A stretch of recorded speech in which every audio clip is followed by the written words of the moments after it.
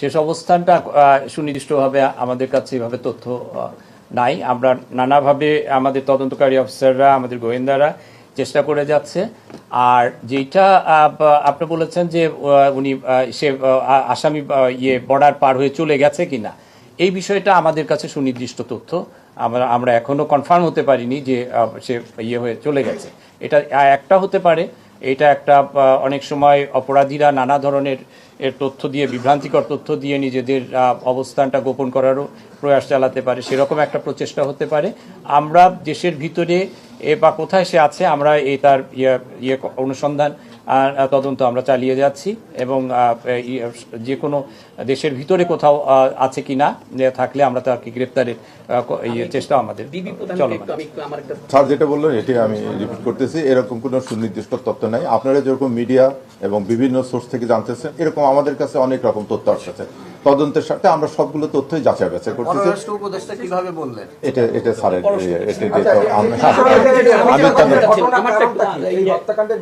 প্রাথমিকভাবে এখনো ওটা জানা যায়নি। মনে হচ্ছে যে ব্যক্তিগত কোনো শত্রু না, এটা কোনো রাজনৈতিক থেকেই হত্যাকাণ্ডটা সংঘটিত, এটা আমাদের প্রাথমিকভাবে ধারণা। আপনারা যেহেতু জানেন যে এখনো আমরা মূল আসামি ফয়সাল এবং আলমগীরকে গ্রেপ্তার করতে পারিনি, কাজে ওইভাবে জানা আছে। এখন ঘটনাটা যে ঘটেছে, এই ঘটনা সংশ্লিষ্ট তাকে আশ্রয় প্রশ্রয়দাতা, তাদের অস্ত্র পজিশনে রাখা, এই সমস্ত আসামিকে আমরা জিজ্ঞাসাবাদ করে এটি আমরা তদন্তের না সিরিয়াসলি নিয়ে এই ঘটনা সংক্রান্তে 10 জনকে গ্রেপ্তার করা হয়েছে। যে ব্যবহৃত মোটরসাইকেল উদ্ধার করা হয়েছে, তারপরে গুলি যে আর্মস ব্যবহার হয়েছে সে আর্মস ব্যবহার করে চলেছে, এবং আমরা প্রতিনিয়ত যেখানে সম্ভাব্য, যেখানে জানতে পারতেছি যে আসামিদের অবস্থান সেখানে আমরা অভিযান পরিচালনা করতেছি। এটা এতগুলো এজেন্সি আপনারা দেখছেন যে আজকে আমরা এতগুলো এজেন্সি বসেছি, এবং ঘটনার শুরুর থেকে কিন্তু আমরা সর্বাত্মকভাবে সবাই মাঠে ছিলাম। কাজে আপনি যেটা বলতেছেন যে এটা সরকার গুরুত্ব দেয়নি, এই কথাটা মনে হয় আমরা এটাও মাথায় নিচ্ছি নিয়ে এটা আমরা না এখন এটা তো বলো এটা তদন্তাধীন বিষয়। এরকম আপনি যেটা বললেন যে ভারত থেকে ছুটে, আবার ফেসবুকে এটাও দেখলাম যে সে ঢাকা শহরের এক জায়গায় আছে, বিভিন্ন তথ্য আসতেছে। তার তদন্তের স্বার্থে যেহেতু এটা আমরা সর্বাধিক গুরুত্ব দিয়ে বসতেছি, আমরা সবগুলো খুঁজতেছি, সবগুলো যে সম্ভাবনা আছে সবগুলো সম্ভাবনায় আমরা দেখতেছি।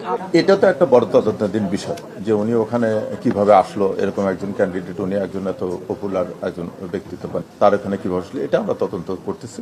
এতে কোনো টাইম ফ্রেম দেওয়া যাবে না, আমরা সর্বোচ্চ গুরুত্ব দিয়ে করতেছি।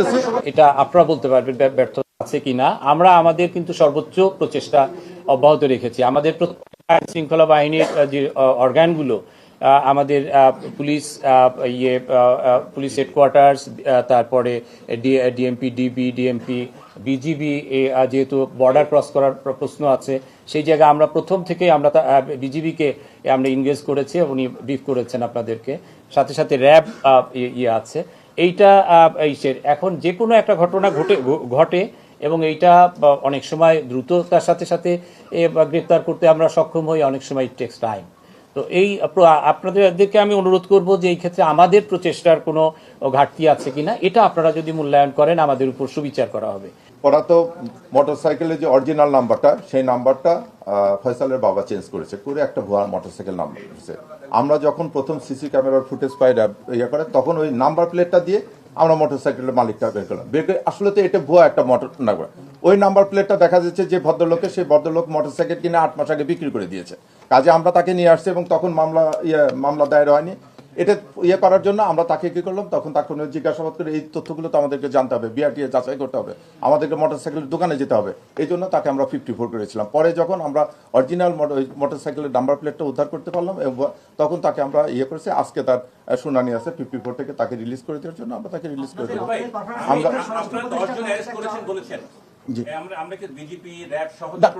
টোটাল 10 জন, এই মামলা সংখ্যাতে টোটাল 10 জন।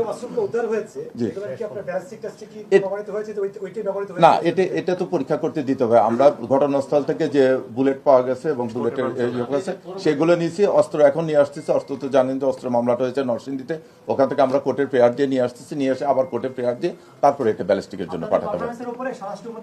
এটা আমরা অনগোয়িং প্রসেস আর কি। জনদাবি বা পাবলিকের যে রিসেন্টমেন্ট, সেটাকে তো সর্বাধিক গুরুত্ব দিয়ে থাকি। এক্ষেত্রে আমাদের করণীয় কি আছে, আমরা আমাদের সর্বোচ্চটাই ঢেলে দিতে পারি, এটা আমরা অব্যাহত রেখেছি। এটা এইটুকু আপনাদেরকে অ্যাসিওর করতে পারি। মানে আপনাদের প্রচেষ্টার ফলে এখনো আসামি দেশে না বিদেশে সেটাও তো জানা গেল না। না জানা যায়নি। শুধু শাহিন চেয়ারম্যান না, আমি যেটা বললাম যে যাদের যাদের নাম আসতেছে আমরা এখনো অনেকে আমাদের নজরদারিতে আছে। আমরা তাদের ব্যাপারে তথ্যপত্র সংগ্রহ করতেছি এবং তদন্তে প্রাপ্ত হলে অবশ্যই তাদেরকে গ্রেপ্তার করব।